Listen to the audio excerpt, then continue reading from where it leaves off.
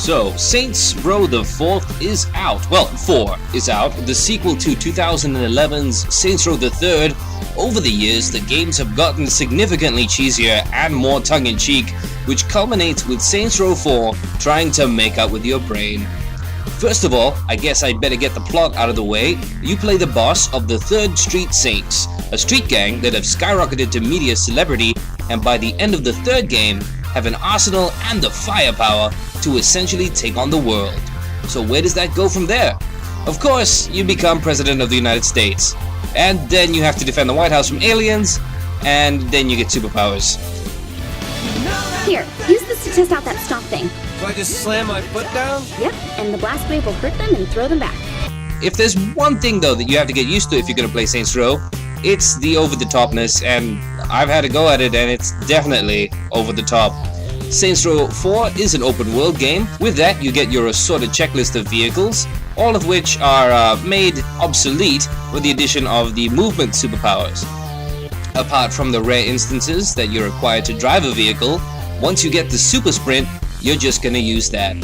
It removes all of the barriers like buildings, other cars.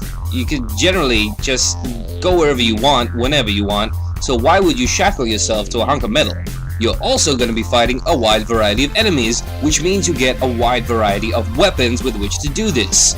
You've got your standard rocket launchers, handguns, SMGs, and you also get the dubstep gun and abductor ray, which are really fun. Those are the most fun, I believe. You also get new superpowers, which make the combat a whole lot more fun. The freeze power in particular, I really enjoyed. I liked freezing a whole bunch of bad guys and then making them go psh when you shoot them with your guns.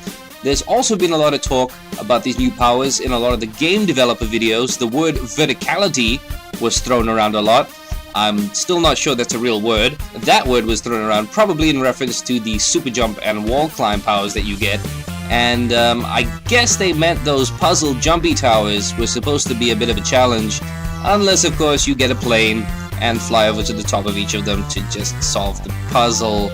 That stuff that happens when you have a sandbox game, I guess. People are gonna abuse the system and openness. For an open world game, it is very good. There's lots of mini games and challenges all over the city if you have ADD and get bored really easily. And apart from the story missions and loyalty missions that make up a majority of what you'll be doing, these side missions really fill in a lot of your time if you take the time out to do them. They're completely optional most of the time. The gunplay is very basic though. It's jumping over to the combat and is unchanged from Saints Row the 3rd. There can also be some horrible clipping and glitchiness that I guess, the glitchiness you can forgive because of the plot of the game, which I'm not really going to get into a lot because, spoilers and all that.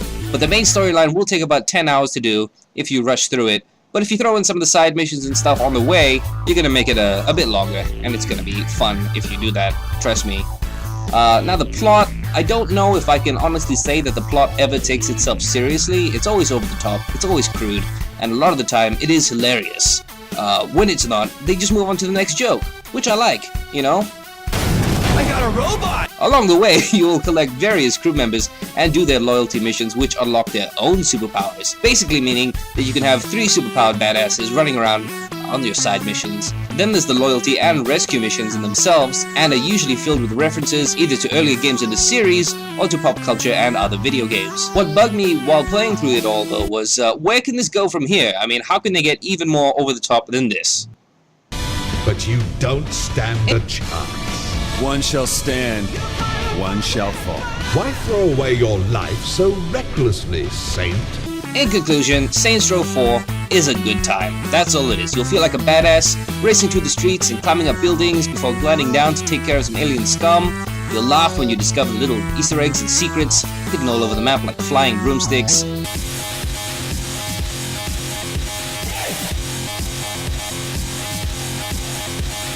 Or being able to use Mal's guns from Firefly.